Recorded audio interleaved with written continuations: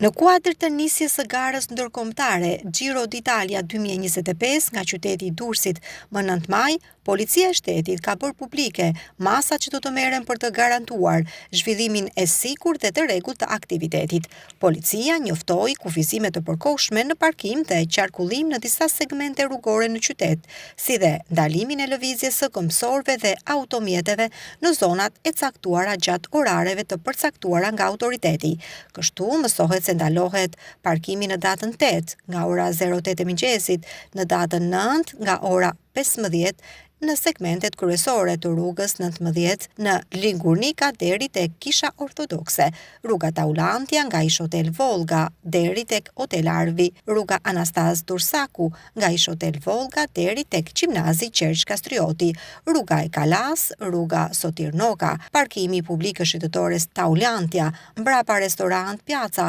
rruga e Reportit, rruga Aleksandër Goga, nga prefektura deri tek Muzeu i Dëshmorëve, rruga Dëshmorët nga muzeu deri tek stacioni i trenit, rruga Adria deri tek stacioni i trenit nga ura e Dalanit, rruga Pavarësia. Ndalimi qarkullimi dhe parkimi në datat 9 nga ora 10 deri në orën 14 në rrugën Mars në Thenji, rrugën Ignatia, rrugën nga Kisha Ortodokse deri tek Taulantia, nga segmenti Tora Veneciane tek bulevardi Epidam, nga sheshi Liria deri tek rruga Aleksandër Goga, Muzeu i Dëshmorëve, rruga Dëshmorëve, rruga Adria deri tek rruga Pavarësia. Kështu mësohet se ndalohet qarkullimi i automjeteve në datën 9 nga ora 11 deri në orën 15 në autostradën Plepa Bishti, Shurit Elbasan, ndalohet ndalimi i këmbësorëve në datat 9 i 5 2025 nga ora 11 deri në orën 14, rruga Taulantia, rruga Anastaz Dursaku, ish Hotel Volga deri tek Gjimnazi Qerç Kastrioti dhe rruga e Reportit. Ndalohet hyrja dhe dalja nga porti i Durrësit në datën 9/5 nga ora 11 deri në orën 15.